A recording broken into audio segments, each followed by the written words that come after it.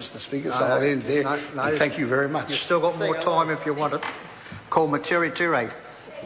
Speaker, I just want to speak briefly on this report, and we also support it. It's funny listening to the grumping about it, given that most parties, I think, are supporting this legislation, if not all of us.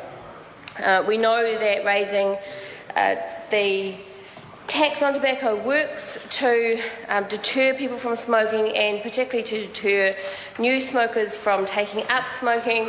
That is a good thing. We know it is one of the most effective tools. And it is disheartening for those of us who want to see us meet our Oahi Kore 2025 goal to see the timidity, if that's the right word, which this government is pursuing this policy. And I think it's very telling that, as my colleague Kevin Haig said, that the Ministry of Health suggested that there should be a 40% increase in the tax. Treasury suggested 10%, and 10% was what the Select Committee has proposed. There are some 5,000 deaths a year. 600 of those are Māori deaths. It costs around $2 billion a year in health costs, so this is a very serious issue. There's 150,000 odd Māori who smoke in this country. And the Māori Affairs Select Committee inquiry, which was I think one of the most detailed inquiries ever into tobacco in this country, not just for Māori but the issues across the board, their recommendations included denormalising tobacco, not allowing it to continue to be a normal product in New Zealand shelves, and I want to talk about that in a moment.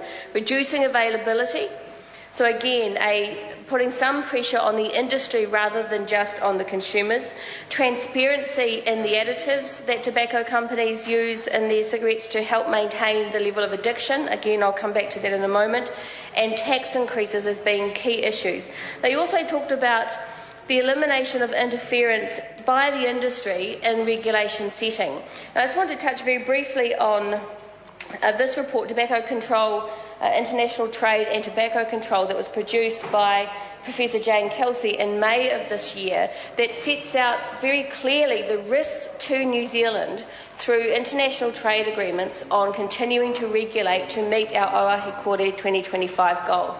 And what she sets out in there, and what the Māori Affairs Select Committee has heard some evidence about this, is that in order to achieve this goal of 2025, we have to be very careful about the challenges at the WTO, for example, under trade rules, where countries have been challenged on their tobacco regulation. We must be very conscious of the state investor enforcement powers in international trade agreements like the Trans-Pacific Partnership that is being currently negotiated, that gives tobacco companies a great deal of power to challenge countries, to challenge nation-states on the regulations that they want to put into place, including potentially not just taxes but a whole range of measures in order to meet our goal of Oahi Kore 2025.